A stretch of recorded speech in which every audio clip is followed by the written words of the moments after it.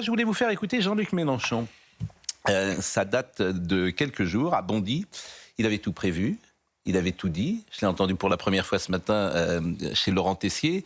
C'est quelque chose qui n'a été entendu que sur Europe 1, d'ailleurs, qui n'est ressorti que sur Europe 1. Et vous verrez que tout le monde va passer cette séquence-là aujourd'hui. Il avait tout dit. Il les humilie, il leur marche dessus, il les piétine, il les traite de minables et ils y retournent. Il a raison, Mélenchon. Il a raison, ce sont des minables. Écoutez. Ils disent, au deuxième tour, non plus, il n'y aura pas d'accord.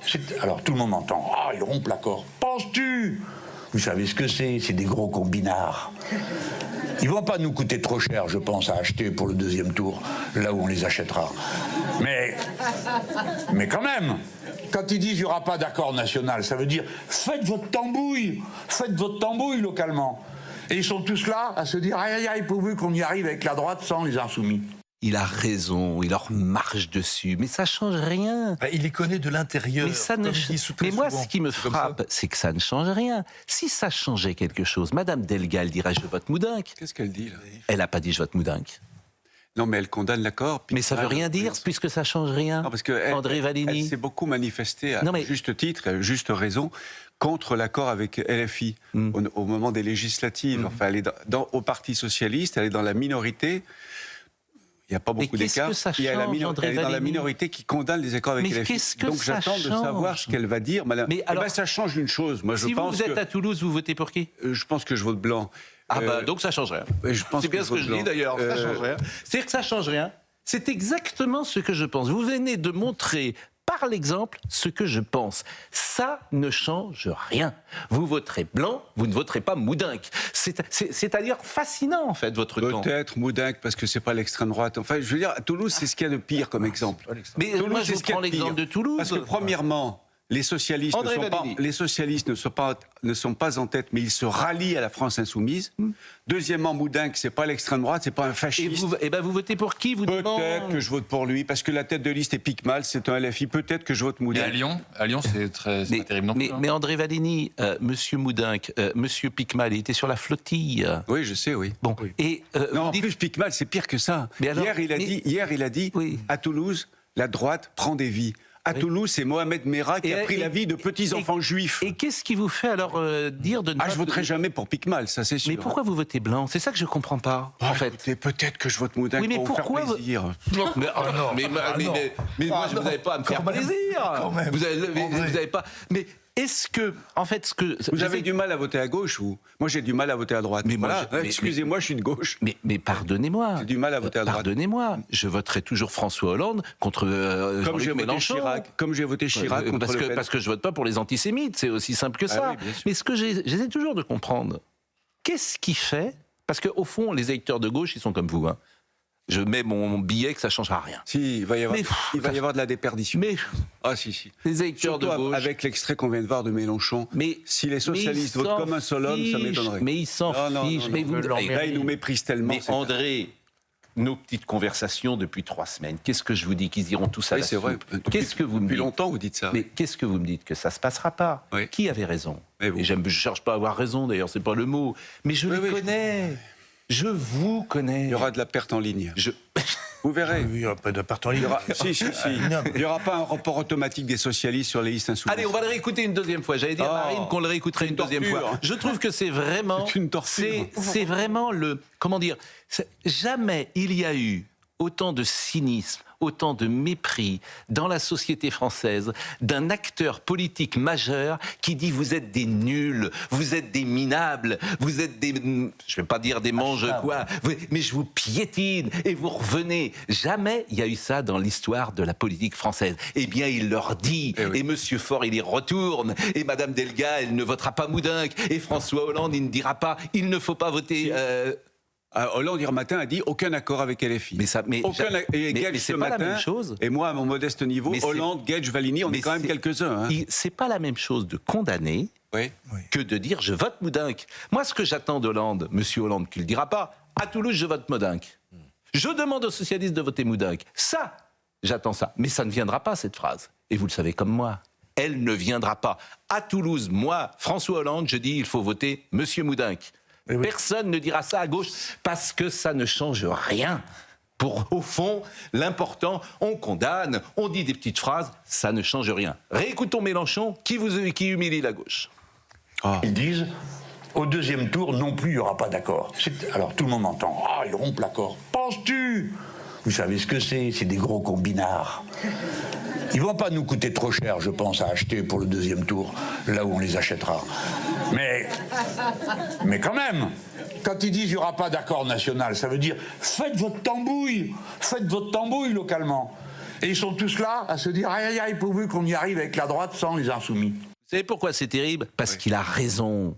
Ça ne leur coûte pas trop cher à Johanna Rolland et à ses amis. Ça ne leur coûte rien. Tu les achètes pour rien. Il a raison.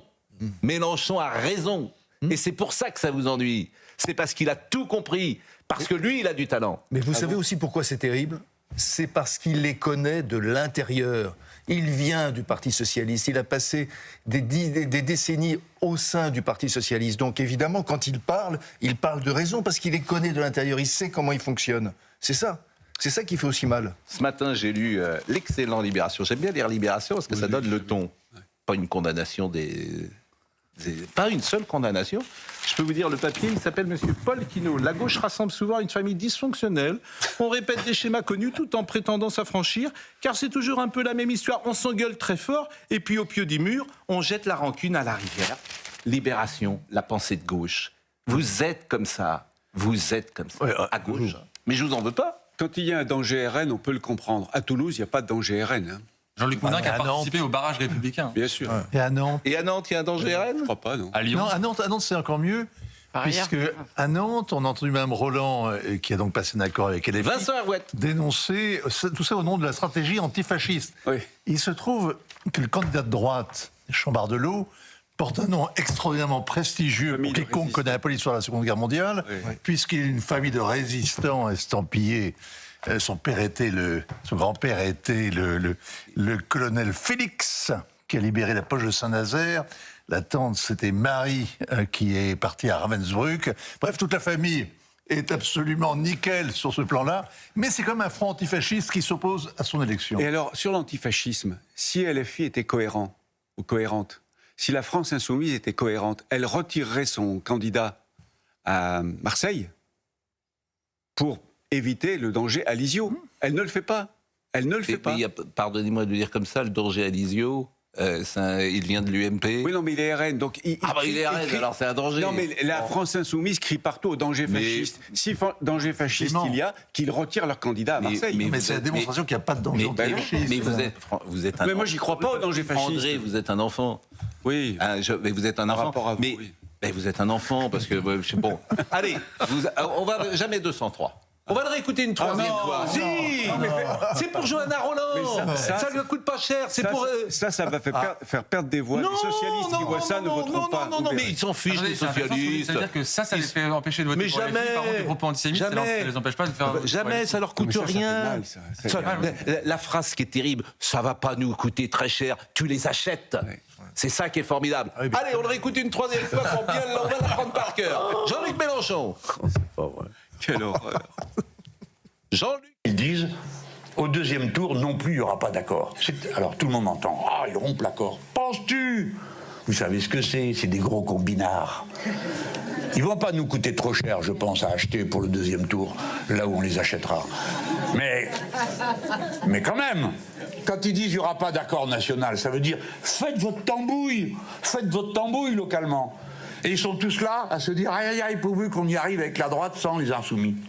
C'est des gros combinards, ça va pas nous coûter très cher de les acheter. Je vais vous faire écouter Johanna Rolland, qui sera peut-être élue d'ailleurs. Je vais vous faire écouter ce qu'elle disait, Johanna Rolland, il y a quelques jours, lorsqu'on l'interrogeait. Moi-même, j'ai essayé de l'interroger par le service communication. Je lui ai dit, est-ce qu'il y aura au deuxième tour un accord? Ils n'ont jamais répondu. Pourquoi? Parce qu'ils le savaient déjà. Ah oui. Elle le savait déjà. Si elle ne fait pas cette alliance avec LFI, elle est battue à Nantes. Oui, bien sûr. Donc elle ne sait faire que ça. C'est une militante. C'est sa vie qu'elle joue. Sa vie, elle est incapable de faire autre chose. Donc, quand tout est prêt, tout est bon. S'il fallait s'allier avec n'importe qui, on s'allierait de la même manière. Écoutez ce qu'elle disait quand on l'interrogeait avant. Mais là aussi, c'est les électeurs qui décideront. S'ils veulent effectivement sanctionner ça, moi je pense qu'ils ne veulent pas sanctionner. Les électeurs de gauche, ils sont comme ça. Pas tous. Ils s'en fichent. La morale, on s'en fout. Pas tous. L'important, mais... Non. Bah, on verra. Écoutez ce que dit Madame Roland, qui est donc une combinard, selon Jean-Luc Mélenchon, est facile à acheter, toujours selon Jean-Luc Mélenchon, et elle s'allie avec LFI d'ailleurs. Elle s'allie avec LFI. Et elle est numéro 2 du PS.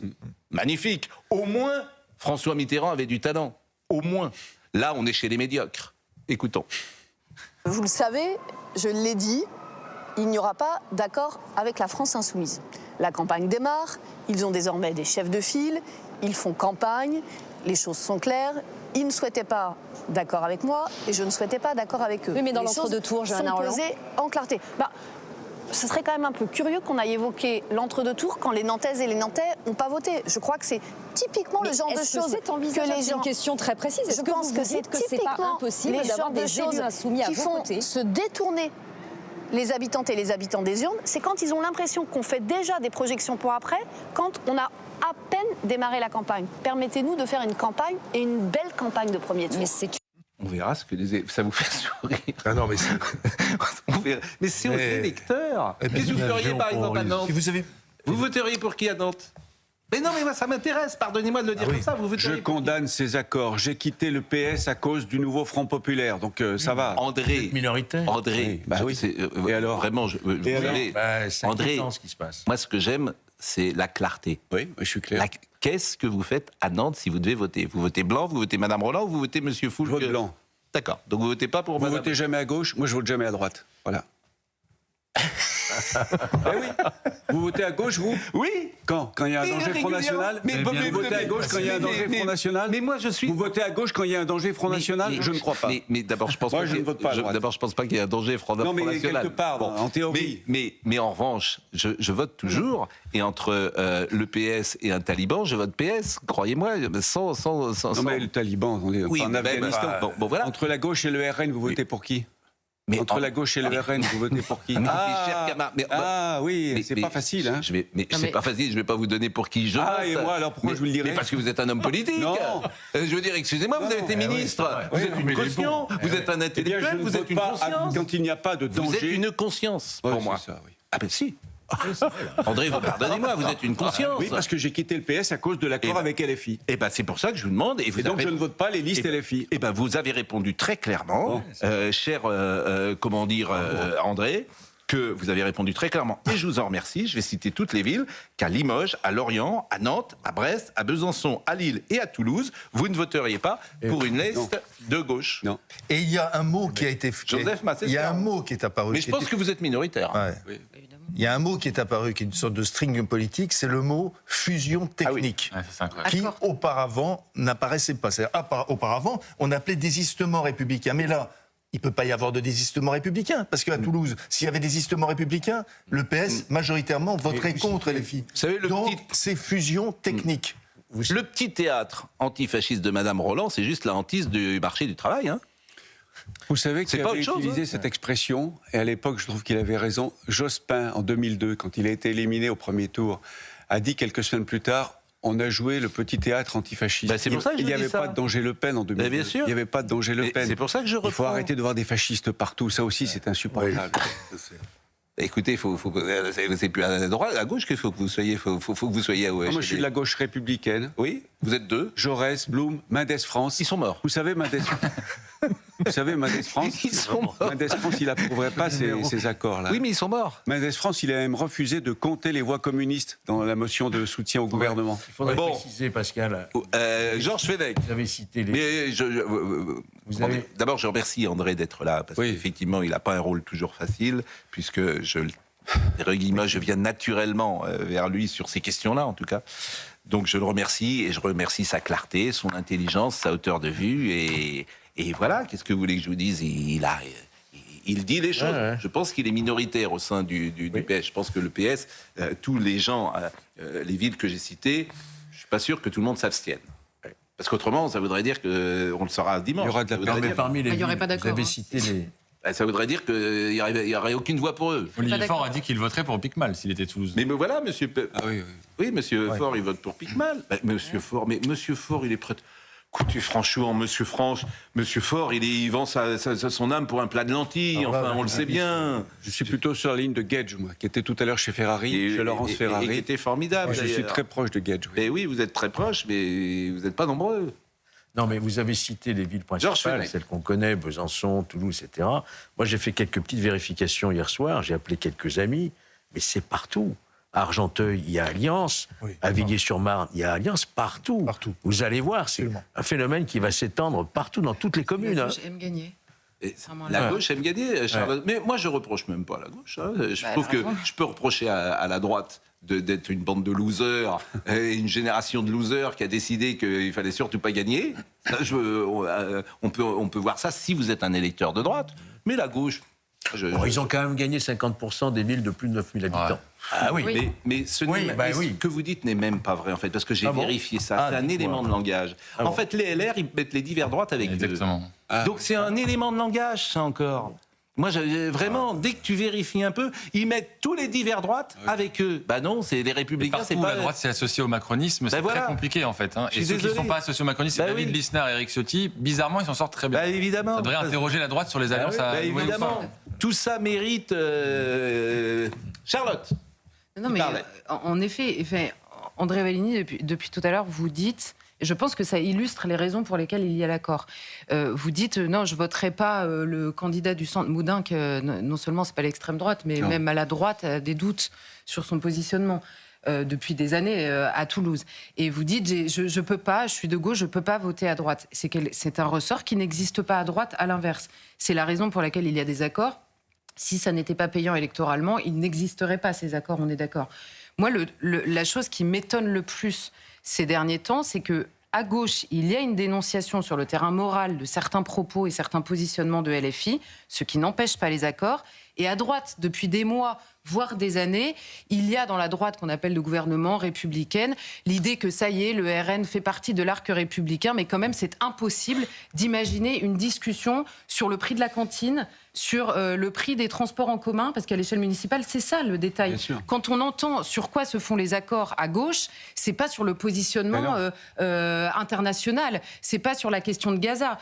À Toulouse, justement, je crois, ils sont venus et ils ont dit, on a discuté toute la nuit, on s'est mis d'accord sur le prix de la cantine, sur la gratuité dans les transports, sur l'ouverture d'une crèche ici et là, et ça nous suffit, parce qu'à l'échelle municipale, on préfère ça en commun que la droite. La droite est incapable de la même réflexion. Alors, il y a quand même quelque chose qui se passe là, mesdames, messieurs. Il y a quelque chose qui se passe et qui n'est pas neutre, puisque c'est Thierry Cabane, d'ailleurs, qui m'envoie cela à l'instant. Et Thierry, peut-être, qui est nantais, d'ailleurs, peut-être est-il à Nantes à l'heure à laquelle je vous parle. C'est une information qui est donnée par Yann Gauchard de Presse Océan. À Nantes, le premier adjoint de Johanna Rolland jette l'éponge après l'accord noué avec LFI. C'est un coup de tonnerre qui pourrait avoir un retentissement terrible pour la maire sortante PS. Selon nos informations, ces informations de Presse Océan, je les prends évidemment comme telles, Bassem Assé, actuel premier adjoint, fait le choix de ne plus figurer sur la nouvelle liste pour les municipales qui va être dévoilée ce mardi 17 mars, après l'alliance scellée avec les Insoumis. Un véritable séisme, écrit Yann Gauchard, qui est également le correspondant pour Le Monde à Nantes. Un véritable séisme au sein de la majorité emmenée par Johanna Rolland, maire PS de Nantes et présidente de Nantes Métropole. Selon les informations de Presse Océan, Bassem Assé, actuel premier adjoint PS en charge des questions de sécurité, fait le choix de ne plus figurer sur la nouvelle liste. Vous voyez, Pascal, et à Toulouse, il y a un colissier qui s'est retiré aussi. À Toulouse, c'est important puisqu'il s'agit de Jacques Lévy, qui est l'opposant. Jacques Lévy, c'est l'opposant traditionnel de gauche. Il a fait une lettre formable. Oui, pour dire il est tout seul. Non, parce qu'il y a un conseiller municipal aussi à Toulouse qui s'est retiré de la liste. Vous voyez, il y aura de la perte en ligne. Non, mais ce qu'il faut vérifier, vous verrez. Pascal, ce qu'il faut vérifier, c'est pourquoi il s'en va. Est-ce qu'il s'en va parce qu'il est en désaccord avec l'Alliance, ou est-ce qu'il s'en va parce que en fait, le poste de premier adjoint va revenir à quelqu'un de la liste de LFI? Ça aussi la question. Ça peut rentrer en ligne de compte. Parfois, c'est ça aussi les raisons. Vous voyez, moi je suis un cœur pur. J'ai imaginé que c'est pas partout. À Nantes, il y a 10 candidats LFI qui rentrent au conseil municipal quand même. Il y a 10 candidats LFI au conseil municipal à Nantes, mais bon, de toute façon, ça sera hélas Nantes. ça sera de pire en pire. Parce que la politique Cela sur dit, la pour sécurité, relativiser, c'est une ville qui sera ouverte aujourd'hui à tous les vents. C'est comme ça, mais c'est des Nantais qui... Pour relativiser quand même ce qui se passe, je reprends le discours de Charlotte Dornelas. Il ne s'agit que d'élections municipales, de cantines, de transports. Et c'est pas la France qui est en jeu. C'est pas la politique nationale qui est en jeu. Eh ben, ça préfigure ce qui pourrait se passer en 2027. André, en fait, à chaque élection, on voit le même schéma se produire. C'est pour ça qu'on se dit, potentiellement, ça va arriver encore à la présidentielle. En 2027, c'est... Bassem Massé, il a écrit « Je sais que beaucoup d'entre vous seront déçus par ce message. Certains se sentiront même trahis. » Alors, c'est sur son compte Facebook. Je le comprends et j'aurai l'occasion de m'en expliquer. J'ai fait le choix de ne pas être candidat au second tour de l'élection municipale. Je sais que cette décision peut paraître pour le moins surprenante. Néanmoins, un chapitre se ferme et d'autres s'ouvrent. Différents, pas si éloignés, mais l'essentiel aujourd'hui n'est pas l'essentiel. C'est le scrutin de dimanche prochain. Je continue bien sûr à soutenir Johanna Rolland et je voterai pour elle le 22 mars. Que vous vous reconnaissiez à gauche ou non, que vous ayez une étiquette politique ou pas, je vous dis sincèrement ceci, dimanche, aucune voix ne doit manquer. Donc vous voyez, je crains que la deuxième option soit la bonne. Exactement. Ces mots dans ma bouche ne sont pas un slogan. Votez Johanna Rolland, c'est empêcher la droite radicale, celle que représente la liste de Foulques, Chambard-Delot, d'accéder au pouvoir à Nantes. Pour Nantes, pour le bien des Nantais, il faut tout faire pour bloquer un tel retour en arrière. Donc en fait, il s'en va parce qu'il n'a pas la bonne place. Oui, c'est ça. On n'avait pas compris, dis donc. Donc Thomas avait raison. Donc c'est Thomas qui avait raison. Désolé, hein. Il n'avait pas la bonne place. Et en fait, c'est pour ça qu'il s'en va. À Toulouse, vu l'état de la sécurité à Nantes, c'est peut-être pas dommage, oui. Ah, c'est formidable, mais ça va être intéressant. On va voir ce que feront les électeurs. Hein.